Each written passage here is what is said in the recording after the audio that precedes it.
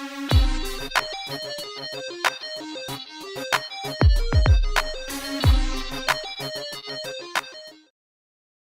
may already know Roger Claar, who is the mayor for the village of Bolingbrook for the past 26 years. What you may not know is that he was a trustee before being mayor and employee for the school district prior to that. If you want to learn more information on his background, I encourage you to visit the Village of Bolingbrook's website at www.bolingbrook.com and read the mayor's biography. Thank you for your time. And we're going to ask you a couple impersonal questions before delving deeper into the political aspects of your persona. So we're going to go back to ask you, where did you grow up? A town of about 7,000 people, 200 miles south of here, called Effingham. Okay. Heart of Central Illinois. What were you like as a kid, and what did you want to be when you grew up? Well, I didn't have a lot of direction. Didn't really know what I wanted to be when I grew up. Wasn't a big fan of school. Liked to play a lot. Got in the usual kid trouble. Parents thought I should go to the military after I graduated. They thought that would straighten me out. Did you? No, I went to school. Okay. Where I could play some more. So what made you move here initially? Well, I finished my PhD at Kansas State and had 2 job offers, one in Northern Illinois and one in Kentucky. I took the one in Northern Illinois, which took me to Zion, and from Zion I came to the Valley View School District. And I liked where I was. I bought a house here and been here since. So what do you love most about Bolingbrook? I just like the atmosphere, the feeling in Bolingbrook. It's just everybody here is trying to do something better for their family than perhaps what they had when they were growing up. Right. Everybody here, there were a lot of first-time home buyers. They moved here, got out of school, they could afford a house here. And many of them wanted to stay here, but we didn't have the housing, so they moved on. That's one of the reasons I try to get a more diverse set of housing to accommodate those people who want to move up. But I like the synergy of Bolingbrook. I like the fact that it's extremely diverse. I think it's one of the best communities I've ever been in. And I haven't been around as much as some, but I've been around more than most. And I just saw a lot of opportunity here for people and a place to stay. Right. So who would you pick as your role model or your hero? Well, I'll go with the usual Lincoln. I thought Lincoln was a tremendous president, made some tough decisions. I watched the movie like a lot of people have, and I certainly could not relate to the decisions he made, but I know there's a lot of times when you're by yourself and you got to come up with a decision because you've listened to all the inputs, you've had all the ideas thrown at you, but you ultimately have to make the decision. I thought Reagan was a good president leading this country, and leadership is what being president's about. And like Bill Clinton, for a lot of the ideas that he came up with and the way he had a leadership style, it was very unusual, but it certainly worked. Right. So would one of those people be the same person that you would meet if they were dead or alive?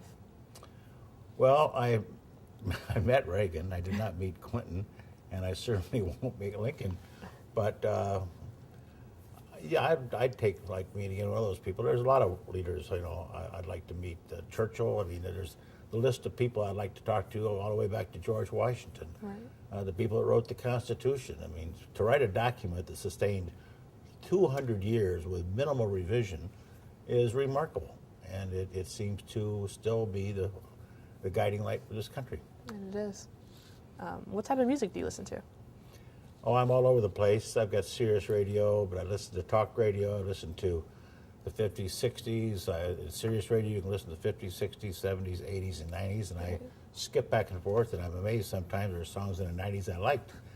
And of course, I like some of the elevator music. So, and occasionally I listen to country. So no commercials in Sirius? Well, the commercials get a little annoying, but it's just, I like variety. Mm-hmm. It depends on the mood I'm in. Okay. So what are things you do to relax or recharge, like different hobbies that you have, besides listening to music? Actually, I like to watch some mindless TV show. Mindless TV shows? Pawn Stars, CSI shows. You get lost in the TV show.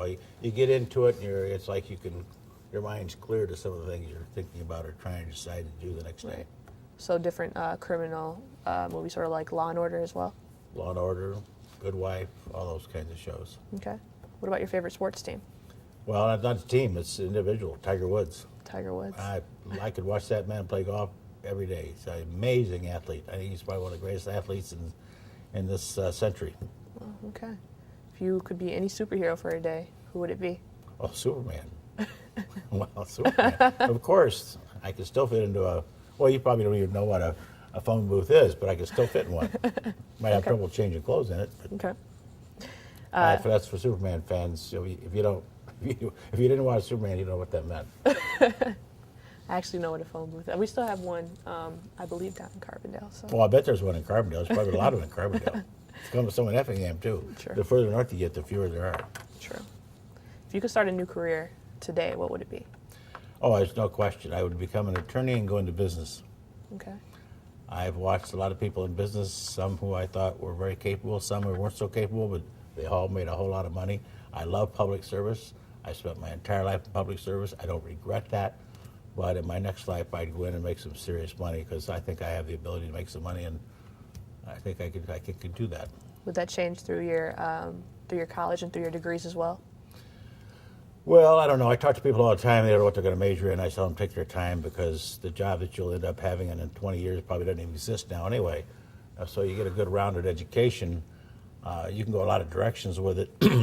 Public service in terms of government or politics wasn't part of my degree. I didn't get political science and like that. I just like the challenge of getting people to coalesce in one direction and moving in that direction and getting things done that will make the place a better place to be. Okay. And that's the challenge I like. In business, you would do that. In government, you occasionally get a pat on the back, and of course, you get a lot of pats on the butt. So if you can change one thing about yourself, what would it be? Well, I thought about that. I'd like to tone it down a bit. I can be a little, not abrasive. I do my homework. Okay.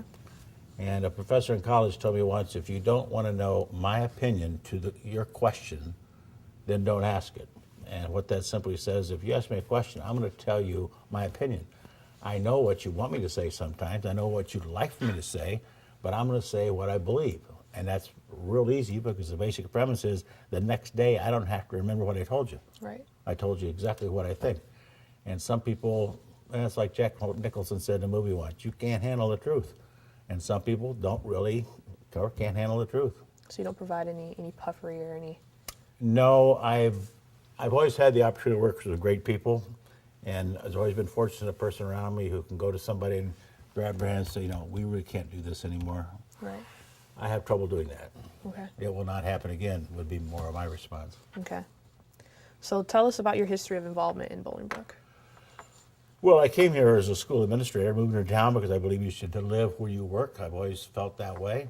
And I moved into town. I noticed there was a vacancy on the village board. Trustee moved to California.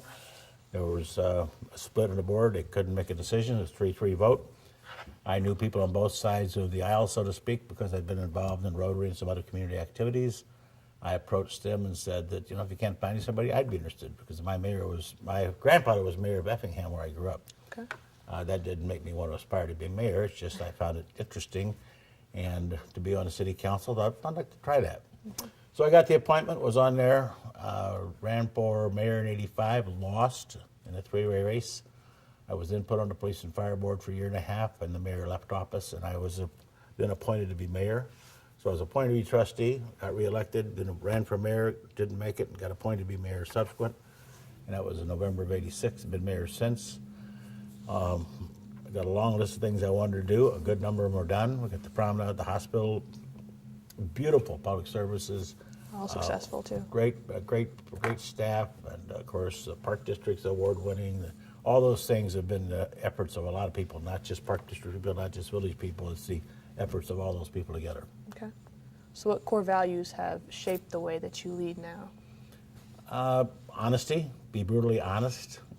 When you're honest, again, you don't have to think about what you said the day before because you know what you said the day before, and you know that's the opinion you have. I do my homework. I have to tell people, I've done my homework. If you're just giving me an opinion based on rumor, then don't waste my time. You do your homework, I'll debate you on any topic. And you might change my mind.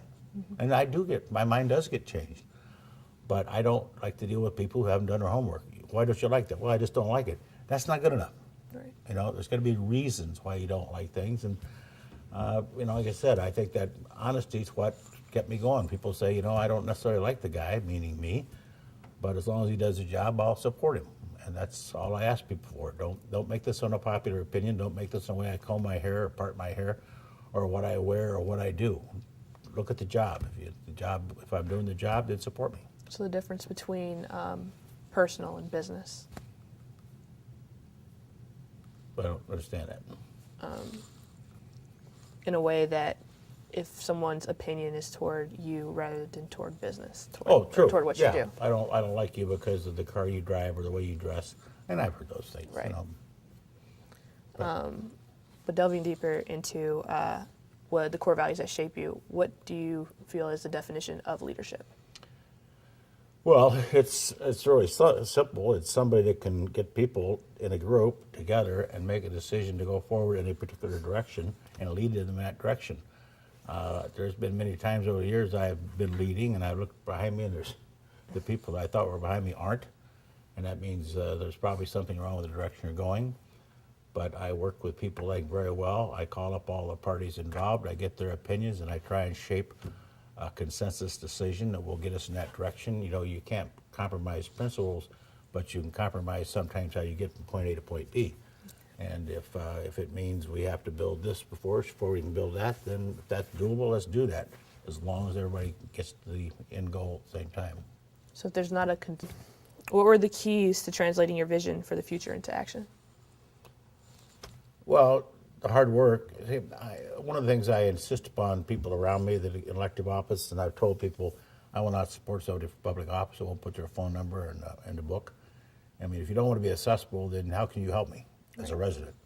So I want people to be accessible and visible. And if you talk to anybody that's around me, be it village trustees or even other candidates I support, I am just death on that. I mean, if there's a function in town, I want to see you there. Because most people are intimidated to come to a boardroom like this and ask a question to me on television. They're not comfortable doing that. But if they see me on the street, they see me in the mall, they see me at some community event, they're very comfortable coming back and asking me, and then they can tell me what they think we're not doing right or what we're doing right, maybe how we can make it better. And you get all that information, input from those people in the street. You're not going to get it sitting here. Right. Young people are becoming engaged in the political process in greater numbers than ever before. One of our village's strengths is that the large amount of youth. How do you suggest we get involved at an early age and keep them engaged? Well, I probably would not agree with you on the fact that young people are getting involved more. In fact, I can almost make the case it seems like they're less involved. You ask the average young person, and to some extent adults today too, you talk about some world event, like something that's going on in North Korea or someplace around the world, and they don't know what you're talking about. And that's because the only news they get is what they see on their smartphone. And nothing wrong with smartphone news, but it's not all-inclusive, and there's things that happen in this world that affect our day-to-day lives. I mean, the voter turnout in this last congressional race and the second congressional race just 2 weeks ago down in South Chicago, 3% of the people voted. 3% in the entire congressional district. 500,000 people, 3%. That's embarrassing to me as a citizen. People died for that right to vote. And, you know, you see people tied up in their smartphones, and you see the blog pages, which I think really are cruel sometimes on things they say. And, of course, the whole thing about the Internet is we forget there's probably 20 to 30% of the people that don't have access to computers, smartphones, and the Internet. So how can we say that the opinion of people polling on the Internet is reflective of the country or the town or the neighborhood when you know full well in certain parts of this country, probably more like 40%, don't have the resources to go online or vote in a computer poll. So I think we assume sometimes because there are people on it that all people are, and they're not. But the young people and getting involved is critical. I wish more people would step up. You could be on a commission or board at 18 years old. I don't think more than once or twice in 26 years I've had somebody less than 25 ask about being on a board or commission. So more involvement is what we'd like, and well, how do they know? Well, they know the same way anybody else knows. I mean, am I supposed to go to high school and go to classroom soliciting people to be involved? Perhaps, but I don't have time to do that. Right. What are the most important qualities and or skills you look for in senior level village employees? Well, probably first and foremost is I remind them who they work for.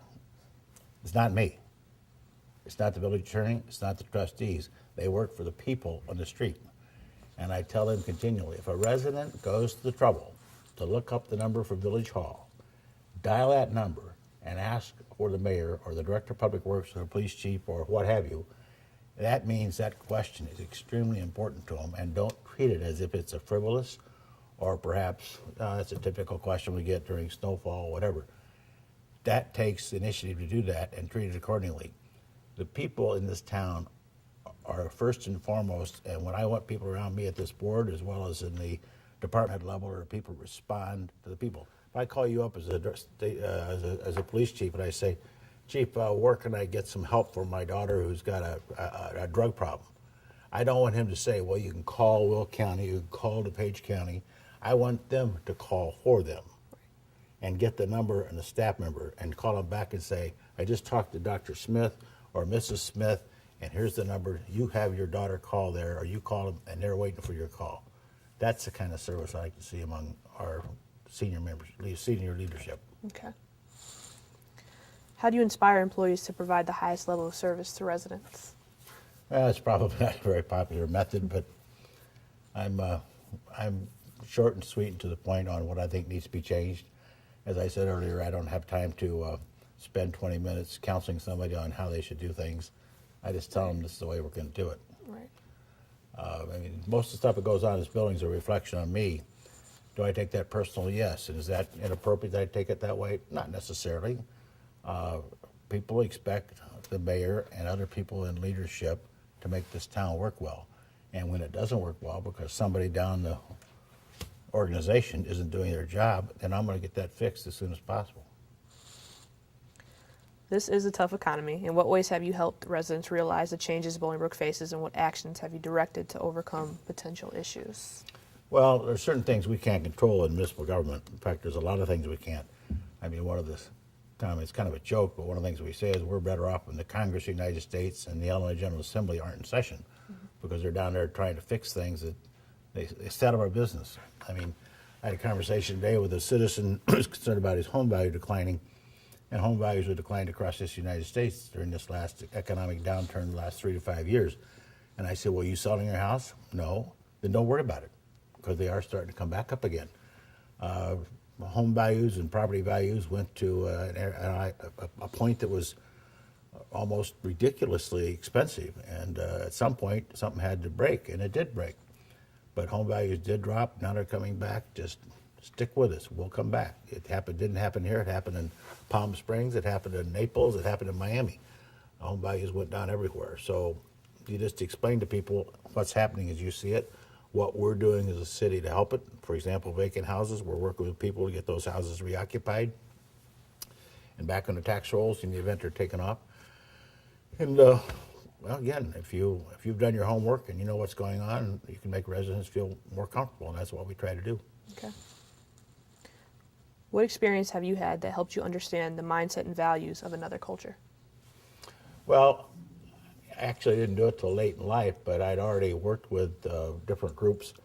I think the trip we took to China gave me a whole new perspective on China as a country, because it is extremely large.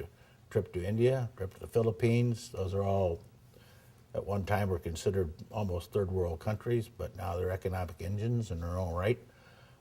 Certainly I learned a lot about working with various Asian groups. We worked with, here in Bolingbrook, with virtually any group that has an interest in sitting down together. Probably we're a little short, and with the Hispanic culture that's growing rapidly throughout the United States, as it has here in Bolingbrook. We're having trouble identifying Hispanic leaders, because we'd like to get to know more people in the community like to step forward. We have a young lady, I think she's young, Maria Zarate, running for village trustee. She'll be a big help to our board in terms of giving us guidance and direction with that growing population here in Bolingbrook. But it's working with people. It started when I was in college. I mean, I did work with a lot of diverse people when I was at Eastern University in Charleston. It was probably 98% Caucasian university. But I worked with people, learned how to work with people in different demographics, different economic backgrounds, and that translated into working with lots of people. I worked at Decatur and taught school for a couple of years. That gave me any experience with different people. So it's moving around, and I've always had no problem meeting with people and working with groups. Wonderful. What are the first 3 things any mayor should do to raise communities' confidence in the elected officials that are in office? Well, be visible. be accessible, and when you are, be honest. Okay. If you follow that motto, you're gonna do well, because people say, yeah, you see them around a lot. People like that. They like honesty, even sometimes if it's brutally honest. But those are the things that people like in elected officials, and the people that aren't accessible, visible, and honest don't last long. Right. Or at least they don't last long around here. So what's your vision for Bolingbrook in the next 20 years? Well, we're approaching build out. There's not a lot of acreage left for residential and or business development. We certainly need to work, as other communities across the country do, in order to fill up some of these vacant retail spaces. It's been a huge change in the retail market. Online purchasing has certainly impacted that. Competition has certainly impacted that. The big boxes are going away.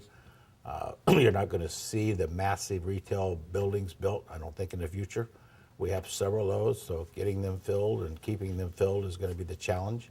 But we have all the great access points. We have all the fire stations built. All of our roads are built. We have the hospital, the promenade, the library, the parks, the golf course. We have everything. Mm-hmm. Now it's a matter of maintaining it and keeping it as sharp and as beautiful as we can. Okay. And to conclude, how would you like to be remembered? Well, did people think I cared? Okay. I do. Some people think I'm a little, again, outspoken and arrogant. I don't think it's arrogance at all. It's confidence, because I do my homework. Right. And but I do care. I care about everybody.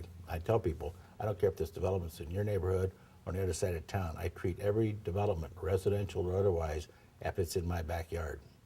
And if you don't like it, and well, we all feel the same way about that. If I don't want it in my backyard, I certainly not going to support putting it in your backyard. Right. Well, I want to thank you for coming to this Well, interview thank as well. you. Good luck. Appreciate you doing this, and I can't. We probably need to update this periodically. We should. Okay.